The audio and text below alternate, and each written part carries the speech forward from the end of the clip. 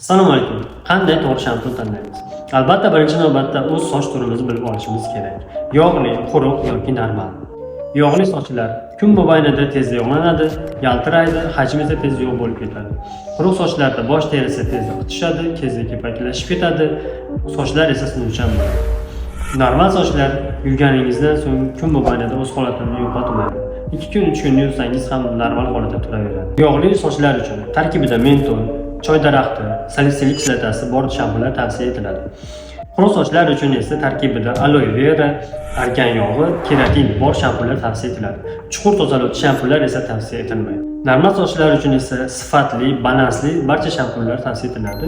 Agar sizda normal soch bo'lsa, men sizga Morgan shampunini albatta ishlatib ko'rishingizni tavsiya etaman. Bir marta bo'lsa ham bu shampun aynan normal sochlar uchun eng sifatli shampun hisoblanadi. Aynan Morgan shampuni haqida kelgusi videoda batafsil gapirib beraman. Qiziqtirgan savollarni kommentga yozib keting. Obuna bo'lishni ham unutmang.